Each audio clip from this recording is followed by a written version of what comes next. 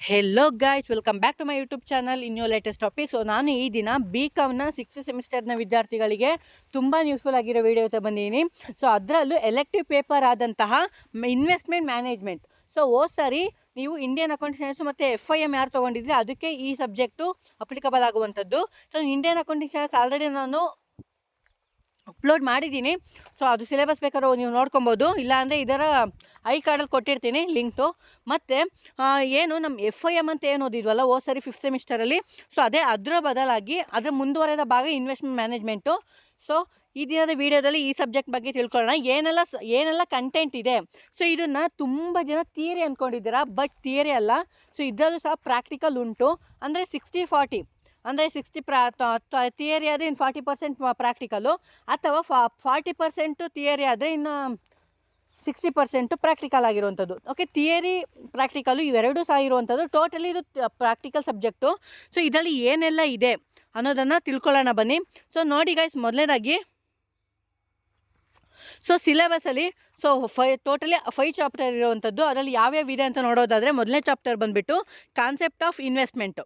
ಅಂದರೆ ಇದರಲ್ಲಿ ಏನೆಲ್ಲ ಕಾನ್ಸೆಪ್ಟ್ಗಳನ್ನ ಇದ್ದಾವೆ ಅಂತ ನೋಡೋದಾದರೆ, so introduction, so concept of investment ಮೇಲೆ ಇಂಟ್ರಡಕ್ಷನ್ನು, ಸೊ ಇನ್ವೆಸ್ಟ್ಮೆಂಟು, ಅದರಲ್ಲಿ attributes, economic versus financial investment, so investment and speculations, futures of good investment and investment process. So ಅದೇ ಥರ ಫಿನಾನ್ಷಿಯಲ್ ಇನ್ಸ್ಟ್ರೂಮೆಂಟ್ಸಲ್ಲಿ money market instruments, capital market instruments and derivatives. So ಇದು ನಾವು 5th semester ಓದಿದ್ದು FIM ಅಲ್ಲಿ. So money market instruments ಆಗಿರ್ಬೋದು, capital market instruments ಆಗಿರ್ಬೋದು, so investment process ಎಲ್ಲ ನಾವೆಲ್ಲ ಅಲ್ಲಿ ಓದಿದ್ದು. ಬಟ್ ಅದಕ್ಕಿಂತ ಸ್ವಲ್ಪ ಅಡ್ವಾನ್ಸಲ್ಲಿ ತಿಳ್ಕೊಳ್ಳೋದೇ ನಾವು ಇನ್ವೆಸ್ಟ್ಮೆಂಟ್ ಮ್ಯಾನೇಜ್ಮೆಂಟು. ಸೊ ಫಸ್ಟ್ ಚಾಪ್ಟರಲ್ಲಿ ಇಷ್ಟು ಬರುವಂಥದ್ದು. ಸೊ ಇದು ಪ್ಯೂರ್ಲಿ ಥಿಯರಿ. ಸೊ ಇನ್ನು ನೆಕ್ಸ್ಟ್ ನೋಡ್ಕೊತಾ ಹೋದರೆ ಫಂಡಮೆಂಟಲ್ ಅನಾಲಿಸಿಸ್ ಅಂತ ಏನಿದೆ ಸೆಕೆಂಡ್ ಚಾಪ್ಟರು, ಅದರಲ್ಲಿ ಏನಿದೆ ಅಂತ ನೋಡೋದಾದ್ರೆ, ಸೊ ಫಂಡಮೆಂಟಲ್ ಅನಾಲಿಸಿಸು ಅಂದರೆ EIC ಫ್ರೇಮ್ವರ್ಕ್ ಆಗಿರ್ಬೋದು, ಗ್ಲೋಬಲ್ ಎಕಾನಮಿ ಆಗಿರ್ಬೋದು, ಡೊಮೆಸ್ಟಿಕ್ ಎಕಾನಮಿ ಆಗಿರ್ಬೋದು, so business cycles, next industrial analysis ಆಗಿರ್ಬೋದು, ಆ್ಯಂಡ್ ಕಂಪನಿ ಅನಾಲಿಸಿಸು. ಸೊ ಇಷ್ಟು ಫಂಡಮೆಂಟಲ್ ಅನಾಲಿಸಿಸ್ ಬರುವಂಥದ್ದು. ಸೊ ಅದೇ ಥರ ಇದರಲ್ಲೇ ಸೊ ವ್ಯಾಲ್ಯೂಯೇಷನ್ಸ್ ಆಫ್ ಸೆಕ್ಯೂರಿಟಿ, ಓಕೆನಾ, ವ್ಯಾಲ್ಯೂಯೇಷನ್ಸ್ ಆಫ್ ಸೆಕ್ಯೂರಿಟೀಸಲ್ಲಿ so valuations of bonds and debentures and preference shares, equity shares, no growth rate, normal growth rate and super normal growth rate. ಇದು practical ಆಗಿರುವಂಥದ್ದು. So ನಿಮಗೆ mention ಮಾಡ್ತಾರೆ. So ಅವಾಗ ನೀವು ಸ್ವಲ್ಪ ಟ್ರಿಕ್ಕಿಯಾಗಿ ನೀವು ನೋಡ್ಕೊಬೋದು. ಸೊ ಇದು ಚಾಪ್ಟರ್ 2 ಆದರೆ, ಸೊ ಅದೇ ಥರ ಚಾಪ್ಟರ್ 3ನಲ್ಲಿ ರಿಸ್ಕ್ ಆ್ಯಂಡ್ ರಿಟರ್ನ್. ಸೊ ಏನೇ ರಿಸ್ಕ್ ಇದ್ದರೂ ನಮ್ಮ ಸರ್ ಒಬ್ರು ಹೇಳ್ತಿರ್ತಾರೆ, so more returns is a more risk, ಅಂದರೆ more risk is more return, so low risk is a low return. So ಇದ್ರ ಪ್ರಕಾರ ನೋಡೋದಾದರೆ, ಸೊ ಇದರಲ್ಲಿ ರಿಸ್ಕ್ ಆ್ಯಂಡ್ ರಿಟರ್ನ್ ಅಂತ ನೋಡೋದಾದರೆ ನೋಡ್ಕೊಳ್ಳಿ, ರಿಸ್ಕ್ ಆ್ಯಂಡ್ ರಿಟರ್ನ್ ಕಾನ್ಸೆಪ್ಟ್ಸಲ್ಲಿ concept of risk, types of risk. So types of ರಿಸ್ಕಲ್ಲಿ ಸಿಸ್ಟಮೆಟಿಕ್ ರಿಸ್ಕು, ಅನ್ಸಿಸ್ಟಮೆಟಿಕ್ ರಿಸ್ಕು. ಇದರಲ್ಲಿ calculation of risk and returns, portfolio risk and returns, expected returns of a portfolio, calculations of portfolio risk and returns. So ಇದು ಸಹ practical ಬರುವಂಥದ್ದು. So ಇದು ಥಿಯರಿನೂ ಇರುತ್ತೆ, ನೀವು ನೀಟಾಗಿ ನೋಡ್ಕೊಬೋದು. ಸೊ ರಿಸ್ಕ್ಗೂ ಅವರೇ ಟೈಪ್ಸ್ ಹೇಳಿದ್ದಾರೆ, ಮತ್ತು ರಿಟರ್ನ್ಸ್ಗೂ ಅವರೇ ಟೈಪ್ಸ್ ಹೇಳಿದ್ದಾರೆ, ಒಂದು ಸತಿ ನೋಡ್ಕೊಳ್ಳಿ. ಸೊ ಅದೇ ಥರ ಮಾಡ್ಯೂಲ್ ನಂಬರ್ 4ಅಲ್ಲಿ ನೋಡೋದಾದರೆ, so technical analysis module number 4. So ಇದರಲ್ಲಿ ಟೆಕ್ನಿಕಲ್ ಅನಾಲಿಸಿಸಲ್ಲಿ ಏನೆಲ್ಲ ಕಾನ್ಸೆಪ್ಟ್ ಬರುತ್ತೆ ಅಂತ ನೋಡೋದಾದರೆ, ಸೊ ಟೆಕ್ನಿಕಲ್ ಅನಾಲಿಸಿಸ್ ಕಾನ್ಸೆಪ್ಟ್ ಬರುತ್ತೆ. ಇದರಲ್ಲಿ ಥಿಯರೀಸ್ ಬರ್ತವೆ. ಥಿಯರೀಸ್ ಯಾವ್ಯಾವು ಅಂದರೆ Dow theory, okay, Elliott wave theory, ಚಾರ್ಟ್ಸಲ್ಲಿ ಟೈಪ್ಸ್, ಟ್ರೆಂಡ್ಸ್ ಆ್ಯಂಡ್ ಟ್ರೇಡ್, ಓಕೆನಾ, trend and trend, reversal patterns, mathematical indicators, moving averages, next ROC, RSI and market indicators, market efficiency and behavioural finance. So random walk and effective market hypothesis, so from the market efficiency, okay, empirical test for different form of market efficiency.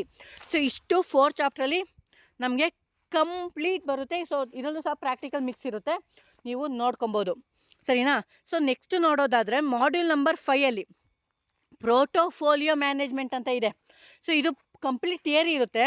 So ನೋಡ್ಕೊಳ್ಳಿ ಏನೇನಿದೆ ಅಂದರೆ, portfolio ಮ್ಯಾನೇಜ್ಮೆಂಟಲ್ಲಿ meaning, need, objectives, process of portfolio management, selections of securities and portfolio analysis. So okay, ಇಷ್ಟ ಆಯಿತು ಅನಾಲಿಸಿಸಲ್ಲಿ basically. ಆಮೇಲೆ constructions of optimal portfolio using Sharpe's, single index model, portfolio performance evaluations. So ಇಷ್ಟು theory ಇರುವಂಥದ್ದು.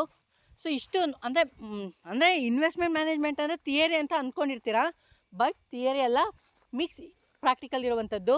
So ನಿಮ್ಗೆ ಗೊತ್ತಿರುತ್ತೆ, ನೀಟಾಗಿ ಓದ್ಕೊಂಡು ಈಗ ನೋಡಿಕೊಂಡ್ರೆ ಇಂಡಿಯನ್ ಅಕೌಂಟಿಂಗ್ ಸ್ಟ್ಯಾಂಡರ್ಡ್ಸು ಇನ್ವೆಸ್ಟ್ಮೆಂಟ್ ಮ್ಯಾನೇಜ್ಮೆಂಟ್ನ ಯಾರು ತೊಗೊಂಡಿದ್ದೀರಾ ಮತ್ತು ITR ಅಂತ ಯಾರೆಲ್ಲ ತೊಗೊಂಡಿದ್ದೀರಾ, ನಿಮಗೆ 6ಕ್ಕೂ 6 ಸಬ್ಜೆಕ್ಟು ಪ್ರಾಕ್ಟಿಕಲ್ ಆಗಿರುವಂಥದ್ದು.